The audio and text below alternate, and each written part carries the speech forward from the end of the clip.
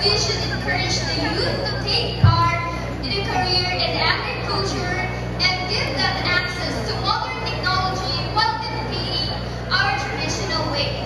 Together, I believe that we can build a future where farmers is saw as dignified, respectable, and profitable careers. Of course, with the help of our government, because I believe if the people and the government work together, we can build a future where we secure our nation's food, culture, and tradition. Thank you. Magandang gabi sa mga manonood na dumayo pa rito. Nais kong magpakilala. I'm Eliza May Tugbo from Barangay Barake. Ang aking ibabahagi sa inyo ay patungkol sa edukasyon. Naniniwala ako na ang edukasyon ay susi sa mga kabataan at sa tagumpay. Naniniwala ako na kahit kapos tayo at mahirap tayo, tayo ay magtatagumpay sa buhay sa pamamagitan ng pagsusumikap, tiwala sa sarili. Tayo'y mga edukado at may mga pangarap. Magpatuloy tayo. Huwag tayo mawala ng pag-asa. Katulad kong kabataan, naniniwala ako sa aking sariling kakayahan. Magpatuloy sa aking mga pangarap na kahit mahirap ay aking malalagpasan. Yun lamang po. Salamat!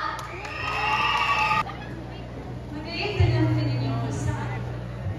Ngayon po kasi is about our Tagalog's culture and traditions. We all know that Tagalogs are rich in culture and traditions. Belongs to that is our famous history and our cultural heritage. That is why we foster our solidarity, reverse our famous music and dance, and why we celebrate Tagalogs, because it's our community pride that we should follow. And I am standing here tonight to educate and encourage all of you to nourish and love our own culture and traditions. Even being modernized, let us still choose our own way of life that no one can change it except us tribes. This is my advocate, my shared views, not only in this generation, but to pass for our future generations. That would be all, but good award. To empower the next generation, especially the municipality of Bacolod, with environmental conservation. And every small action counts, and collective effort can have a significant positive impact. Environmental consciousness is not a luxury, but a necessity, an investment to our planet and humanity's future. Let's work together to value and protect our environment for sustainable tomorrow. Thank you. A7607, or Magna Carta for Farmers. This is the law that promotes protection and rights. Let us use RA 7607 to improve our lives and our community. For the farmers of our land, I want to use this law because of the farmers here in our land needs a assistance or financial assistance. And we all know that every farmer today are struggling to compete with imported products, and we all know that if the farmers are not in help, we are all in suffer and we are all affected. Thank you, everyone.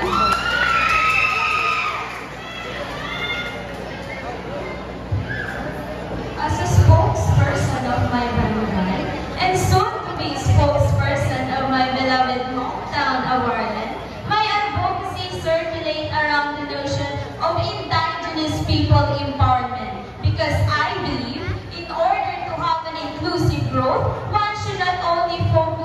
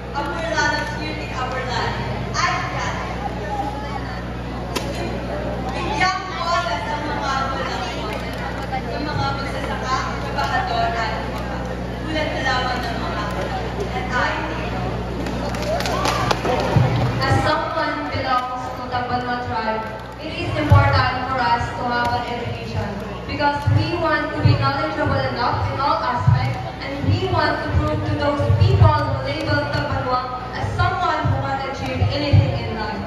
My advocacy is equitable education for all is deeply rooted in my love for my heritage. I aim to provide every student with the opportunity to overcome challenges and success regardless of our culture, gender, and socioeconomic background. As a future educator, I aspire to become an effective and efficient teacher, driven with my belief in the power of education, and guided by my personal motto, believe in the power of your dreams, and utilizing my role as a teacher to influence others and the world around us. And I believe that education is an investment that we can harvest in the future. Thank you. To everyone. As a proud resident of Aborlan, I am deeply concerned about the state of our environment. The beauty of our surroundings is marred by the trash scattered along the roads and public areas.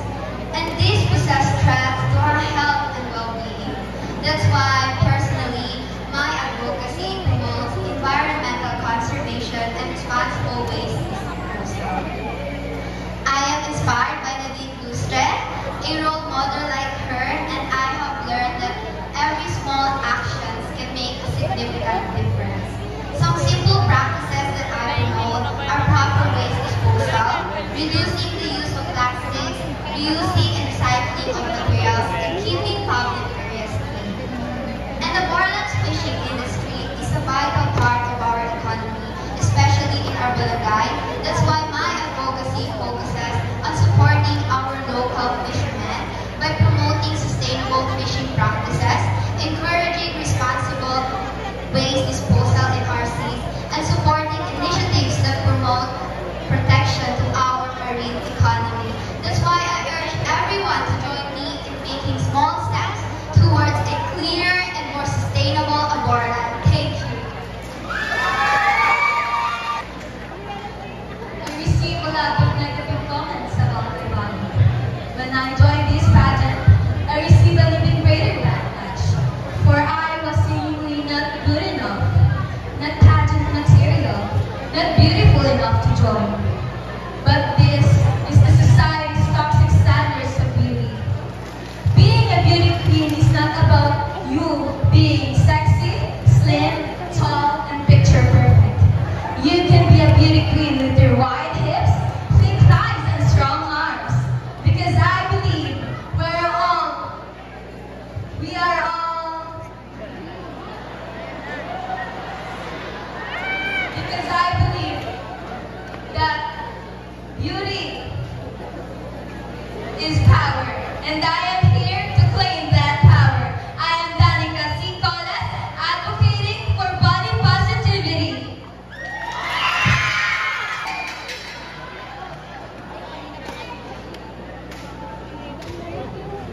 Ang advocacy ko ay patungkol sa edukasyon. Dahil maraming kabataan ang hindi nakakapag-aral dahil sa hirap ng buhay, na mas pinipili nila na maghanap buhay para may katutusto sila sa kanilang pang-araw-araw.